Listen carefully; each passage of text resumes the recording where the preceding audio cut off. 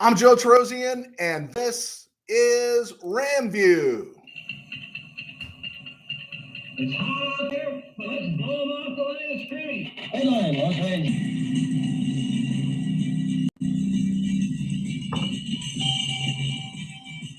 Live from the Ram Cave, I'm Joe Terosian, and this is RamView, the June 12th, 2023 edition, brought to you by Kistler Law Firm. Injured in an auto accident? Need help? Got questions? Call Kistler Law at 661-206-6990. That's Kistler Law at 661-206-6990. And check out KistlerLawFirm.com. That's one word, KistlerLawFirm.com. Kistler Law, they've been fighting for you since 92. And by Temple City Auto Repair. Having some auto issues? Get yourself some John and Henry at TempleCityAutoRepair.com. All right. Feels good to be back. Sorry I missed you on Monday, on Friday, but I'm back here on Monday ready to talk a little bit of Rams football. It's always good. It's always refreshing. Before we get there, it is called RamView, FanView. And tonight is Game 5 of the NBA Finals, a finals that I've watched from start to finish. I'm really enjoying this finals. Looks like the Nuggets could wrap it up tonight at home. They're up 3-1. And the thing that I'm laughing about right now, good basketball, all good. If the Heat came back and won 3 straight, that wouldn't bother me either. I am kind of rooting for the Nuggets. But you know what I'm hearing now all of a sudden? Maybe you're hearing it too is, oh, I'm a Nuggets guy. I've always been a Nuggets guy. And if you spent any time reading my columns over the years or just seeing some of my posts, one of the things that I do, and I do it just because it drives people crazy, is that whoever wins the Super Bowl, whoever wins the Stanley Cup, whoever wins the World Cup, whoever wins the lacrosse championship, I will make a post that says, oh, I've always been a Wisconsin lacrosse fan or something like that. You know, I always do that. And I do it just to poke the bear. I do it because there is this part of me that, yeah, I just want to mess with people sometimes because what I can't stand is truly the true bandwagoner. I just remember, you know how awful the Bears were between, the end of the 1960s up through 1980, 81, 82. The Bears were a joke. They made the playoffs a couple times. Everyone felt sorry for Walter Payton because he played on a bad team. So I'm college age and I'm working at a restaurant, and one of the waiters comes in 85 and he's talking about how, oh, I've always been a Bears man. And it really fragged me. So I asked him about Bob Avellini, and he said, and I asked him about Doug Buffone. I asked him about Wally Chambers. I said, dude, you said you've always been a Bears fan. I know. This is what I do. This is the cheap side of me that I will walk into a store and with my friend Peterson from Mid-Valley Sports, and we'll see a picture of Michael Jordan, and we'll say, oh, this is Reggie Jordan. He plays for the Cincinnati Cyclones. And then some guy comes over and he's going to straighten us out. And he says, no, guys, that's Michael Jordan. He plays for the Bulls. And then we just go off on talking about, every accolade of Jordan's career, going back to hitting the game-winning shot in the 82 NCAA finals over Georgetown. And we get people mad at us that way. But that's the fun part of sports. And I can't stand the people who just slide in. And right now, a lot of people are sliding in on the Nuggets. And, I guess that's okay if Jokic sells more jerseys, gets a better shoe deal or whatever, Jamal Murray. But everyone's a Nugget fan now, right? Help me. Please help me. Okay, getting to football. I got to check out Behind the Grind. It's the production the Rams have. I saw it on YouTube. I don't know where else it's playing, but they do this kind of stuff almost every year. They do something behind the draft or behind the scenes, and it's good. And it's all pretty well sanitized. You're not seeing anything. And what I like about it though is I saw the 2 episodes that have already been dropped, and this is why I still watch Hard Knocks, because there's not much to like about Hard Knocks anymore. It's called Soft Knocks now, as far as I'm concerned. There's just nothing much to like about it. But what I do appreciate is seeing the coaches and the top players getting to the office or the training facility or the stadium at 5 in the morning. And I love it because these guys that we admire in the NFL, the players and coaches, you begin to discover, or the message gets through, that it's not about what they do on the field. That may not be the most fascinating thing, but it's what they do to get on the field and the preparation that goes in for those 60 minutes. And so it is fun to watch that. I think the first episode opened with Sean McVay driving to the stadium or driving to the workout facility at 5 a.m. And that's just great because that plays across all spectrums. When I've been at my best personally, sports writing ministry, it came about with a commitment to be up before the sun. Okay, I like to sleep in, but not as much as I used to. And when I'm doing my best, when I think I'm functioning at my best, it means I'm up before the sunrise. Being a sports writer, being a pastor of a church, doing this 3 times a week, doing a devotional broadcast 5 times a week for my church. People have said, "Oh, dude, when did you get time to write a book?" And I said, "It's called 5:30 in the a.m. You have to get up too early to get your day started." Now, the one thing I haven't mastered is I haven't mastered going to bed early. I do stay up till about 11, which isn't a bad thing. But if you're going to be up by 5, it is not necessarily the best of all things. But you can appreciate what these athletes and these coaches, and you understand why they got where they got by the time they get up in the morning. And you know how they say nothing good happens after midnight? That's true, but also the best of stuff happens just before the sun comes up in terms of getting up, getting your day started, getting ahead of things. Except on Saturdays, if you want to sleep in, I sleep until 8 sometimes. If I'm in bed at 7:30, I feel guilty. But no, it was really it's neat to see that. And that stuff always draws me in when I see it's crack of dawn and these GMs and these scouts, they're at the facility before even the players get there, and they're drawing their notes on a board or having a meeting. So pretty cool stuff. So I would recommend watching that Behind the Grind, or even Soft Knocks when it comes out. Around the NFL, Frank Clark on the free agent market, turning 30, signed with the Denver Broncos. I heard one report over the weekend it was 7.5 rocks. I saw today it was 5.5 rocks. Either way, that's a really good move for the Broncos. Low risk, high reward. Right there out of the division, huh? Chiefs let him walk, although the Chiefs have made their moves as well. Younger guy to probably go on the edge to replace Clark through the draft. And then Clark, just as a free agent, again, signing late, right? Just like Leonard Floyd, signing late, signed with the Broncos for 5.5 rocks. Good move by the Broncos. Dalvin Cook was released by the Minnesota Vikings, and he is a free agent, which is interesting too when you compare that to Saquon Barkley, who may not want to play for the franchise tag and wants to hold out. The only thing I have an issue, I understand with running backs, especially a talented one like Saquon Barkley, is that if you remember, he had a great first year, and then he lost 2 years before he came back and had a good year last year. And I understand wanting to get all you can, but you think he plays his first year, plays his fourth year, misses. Well, he played those 2 years, but he was still coming back from injury. He's going to sit out a year. So in 5 years in the NFL, he's had 2 productive seasons. And who's to say next year somebody else doesn't come out? There's another running back that can play, and people just aren't going to pay these running backs money. I would encourage him to take the 1-year deal.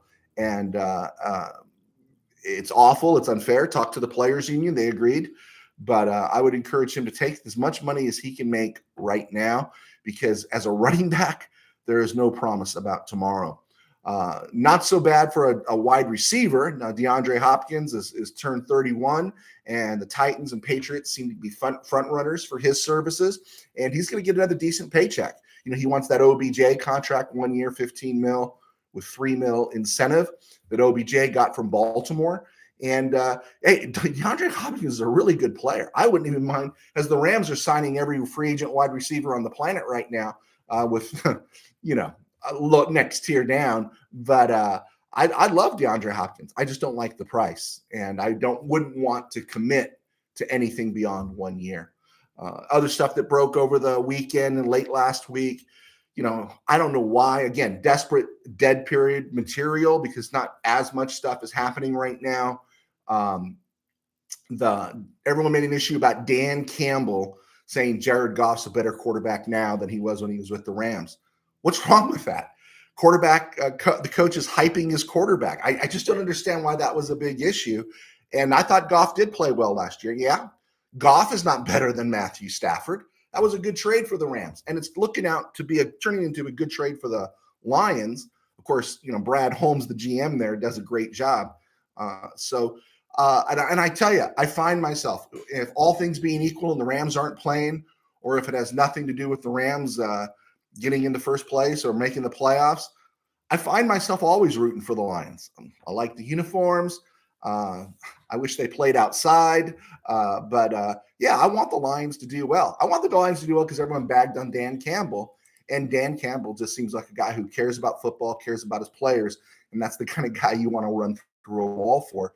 So, yeah, Jared Goff is probably playing better now. He's got a coach that has confidence in him. And somewhere along the way, Sean McVay lost confidence in Jared Goff. And if you watch Jared Goff play in the 2018 in January of 2019 NFC Championship game in New Orleans, you see that Jared Goff, and then you see that same Jared Goff. You see Jared Goff in 2019 and 2020. He's not the same quarterback. Last year, he looked a little bit more like that 2018 version. So he's kind of a guy that really needs his confidence. And again, he needs things to be right about him. There is no way Jared Goff could have pulled off the drive that Matthew Stafford pulled off in Super Bowl 56. That's just the difference between them. But other than that, I do root for Jared Goff. Rams transactions. Last week the Rams released undrafted free agent Tyon Evans out of Louisville. Some people were kind of high on him, but the Carolina Panthers snapped him up right away.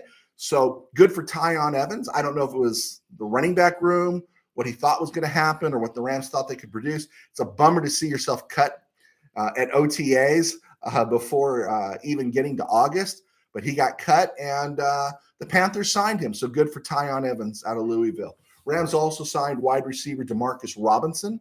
I guess Tyler Johnson's not the answer. If you remember a few weeks ago when the Rams signed Tyler Johnson, he was the savior.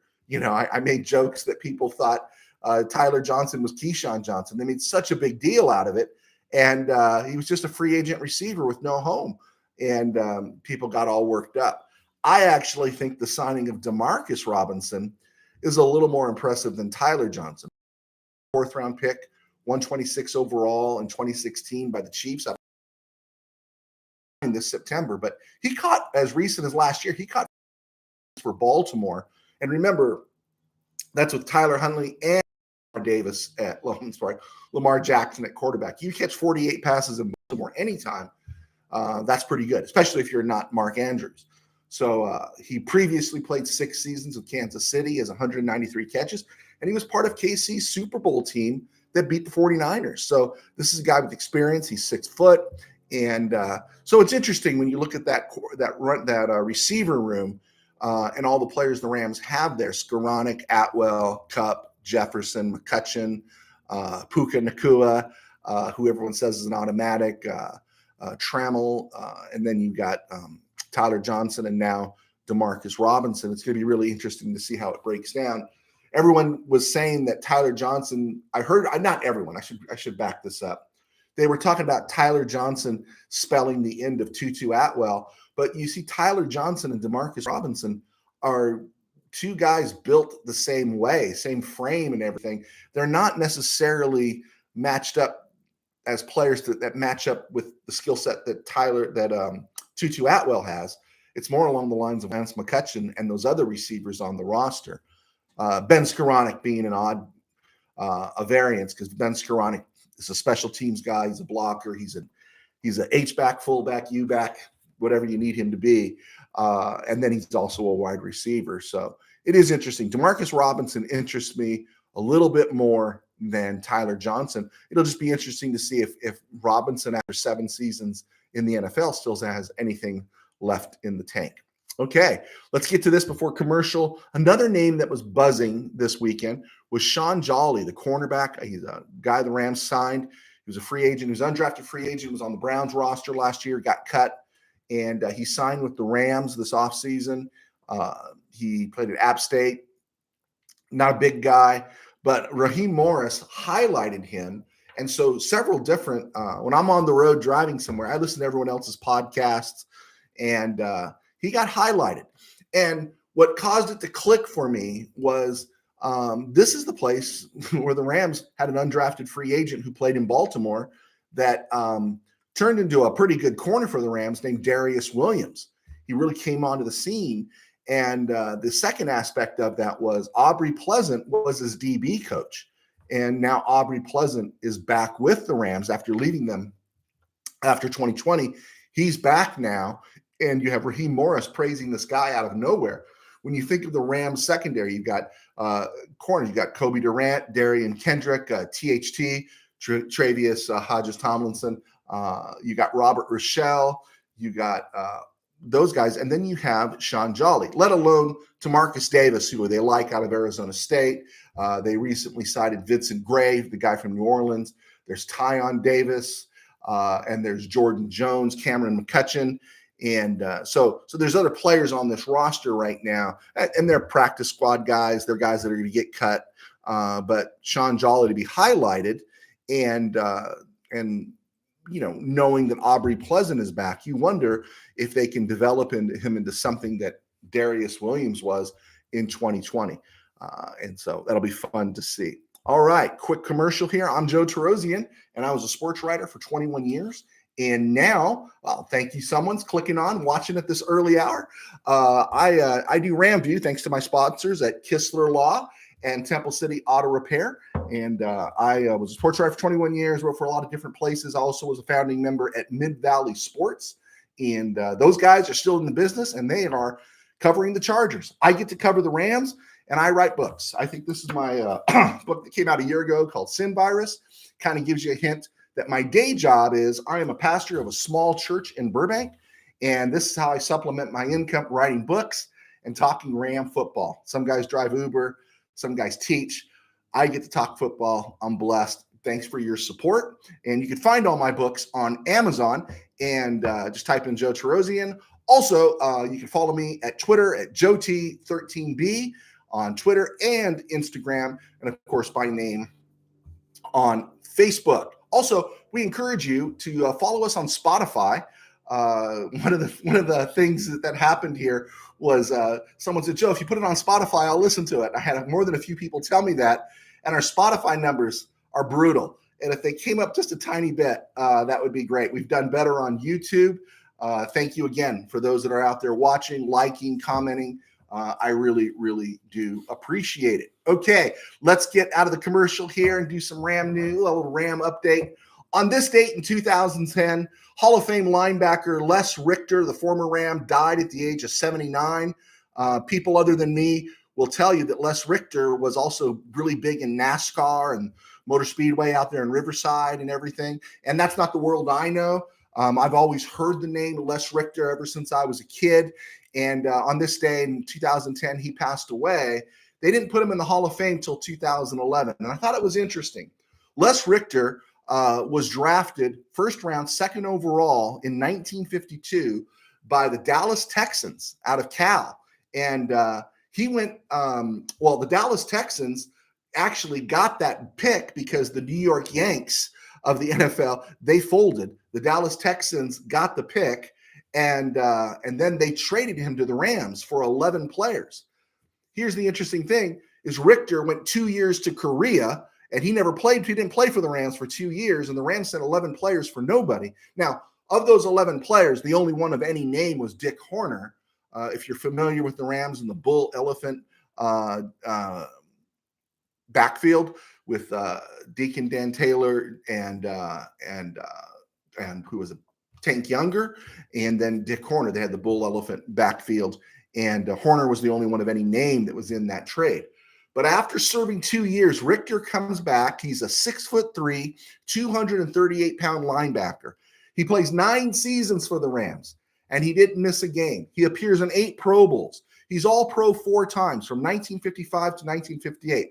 3 times he's second-team All-Pro. His first 3 years, he kicked for the Rams. He was one of the Rams' kickers. Also, in his final season in 1962, in his final season, he he plays both ways. After injuries hurt the team, he stepped in and played center and middle linebacker, finished his career with 16 interceptions.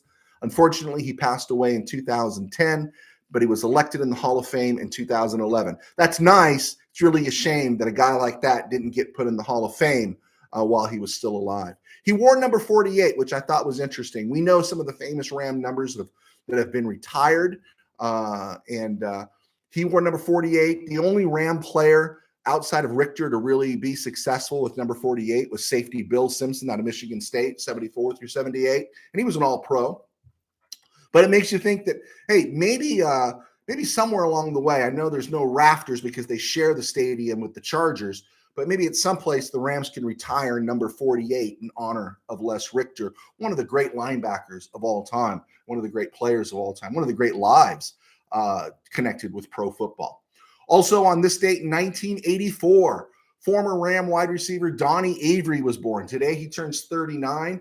Avery was a second-round pick, 33 overall in 2008 out of Houston, which was interesting. Remember, there was a lot of talk about Tank Dell going to the Rams in the second day of the draft.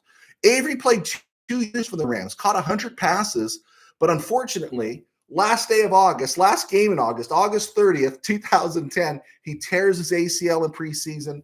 He's lost for the season, and ultimately, in his comeback bid, he is released in 2011. Now, he bounces around for 4 more years, a couple years in Indy. I think KC. He ended his career with 218 passes caught. He wasn't a bust, but at 33 overall, it's kind of a bummer. He finished 218 passes caught, and then he was retired. He was out of football by 2014. Now, interesting, the Rams also drafted Brian Quick, second round, 33 overall in 2012. And boy, he was a bust. He caught about 115 passes, and he was just an awful receiver. Donnie Avery was superior to him in every way. And so I just wanted to get that out there. I thought it was interesting that both those receivers were taken second round, 33rd overall. But Donnie Avery would have been 39 today. Well, turns 39 today. That was the end of his career there after that ACL. Okay, week 5. We've done the first 4 weeks of the Rams season. We have them at 1-3 after playing the Seahawks, the 49ers, and the Bengals. They were 0-3 last Wednesday when I did the show. Had them traveling to Indy. They're going to win that game there. They're 1-3. Now they're back home on October the 8th, 2023 at SoFi, and they're welcoming home the Philadelphia Eagles. The Eagles lead this series 21-18-1. The Rams, however, are 2-1 against the Eagles in the playoffs. And so how the Rams are going to fare against this team? Well, we're going to look at the offense the next time around. We're going to keep rotating through this schedule during the off season. But at the top, when I looked at this is a loss. Whether it's in Philly or SoFi, it's a loss. Jalen Hurts is back. This offense is better. This defense looks better. It's another playoff team. But let's break down a little bit of what the Philly defense looks like. And you tell me how you feel. A lot of folks are saying the Rams are going to surprise people this year. I think that's a real possibility. I just don't think they're going to surprise Philly. The key player, the players the Eagles lost this year, they lost Chauncey Gardner-Johnson, safety, to Detroit. They lost Gardner Minshew, backup quarterback, to Indy. Javon Hargrave was a big loss, but it's an okay loss. They lost Javon Hargrave to the 49ers, and they lost Isaac Sumalo, right guard, to the Steelers. And Miles Sanders, 1,200 yards rushing last year. They lost him to the Panthers. And linebacker T.J. Edwards to the Bears. It seemed like it was going to be worse. It seemed like they were going to lose Bradbury and James Bradbury and other players on that defense, but they didn't. They signed some of these guys. The additions they made, Marcus Mariota, backup quarterback, and Rashad Penny, former Norwalk star and San Diego State star and former Seattle Seahawk, he signed with the Philadelphia Eagles. In the draft, the Philadelphia Eagles became the Philadelphia Bulldogs, drafting Jalen Carter, Nolan Smith, and Keely Ringo out of Georgia.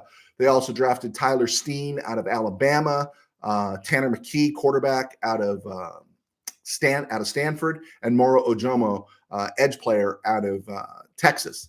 And so this is interesting. When you look at their secondary, their corners, Darius Slay, James Bradbury, Avonte Maddox.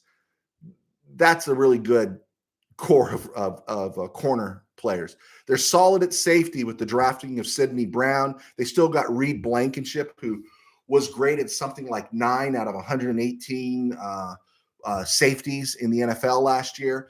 They brought back, okay, with all the depth they have, they brought back Fletcher Cox and Brandon Graham along the front. They've drafted Jalen Carter this year. They drafted Jordan Davis last year. On the edge, they still have Josh Sweat, Hassan Reddick, and they're bringing back Nolan, and they drafted Nolan Smith. This is a good team. This is a really good team. This is the class of the NFC. I was expecting when the season ended, because it looked like their free agent hits were going to be more severe, but they made the right moves, and I think they look stronger this year. The Eagles opened the season with the Patriots, then they play the Vikes, the Bucks, and the Taxi. They're going to come to SoFi 4-0, and when they leave SoFi, I believe they're going to leave 5-0. I just don't see the Rams. The offensive line, I think, of the Rams is going to be better, but this offensive line is going to have to hold up a tick longer when you've got Darius Slay, James Bradbury, Avonte Maddox, and then the offensive line is not going to be stopping chump edge players. They're going to be trying to stop solid edge players, including experienced players along the front. And so I just don't see the Rams offense moving much against this team. As of now, we know how things can change. Someone can go down, someone can get in trouble, and things can change. But as of right now, I see the Rams losing this game at SoFi. And then you're talking about the Rams defense matching up with that Eagle offense. And we'll get to that later in the summer. Okay, so given that the Rams will lose their first 3 games, have them winning in Indy, going 1-3. They lose this game, they're going to drop to 1-4. But there's really, really, really good news is in week 6, the Arizona Cardinals are coming to town. And so everything should get right with the world on October the 15th. Okay, cool. I'm Joe Tarosian, and I'm going to let you go. This has been RamView. Thank you so much for your support. Every time you guys click on, even you who are watching me now, I don't know if you're my friends or my enemies or whoever's watching me right now, I just say thank you so much. Those who watch us later, thank you so much. If you have any questions or anything you want to talk about, please throw them my way. Happy to talk about them. Love talking Ram football. Be sure to check us out on Spotify. Be sure to follow me on Twitter at JoeT13B, at Twitter and Instagram. This will be posted on our social media. It's going to be on this channel at Joe T Sports here, right here on this channel on YouTube, as well as it'll be spread over Facebook. And then by tomorrow, it'll be on Instagram and Spotify. All right, folks, I will see you on Wednesday, and we will talk about the hard truth that Ram fans are going to have to realize.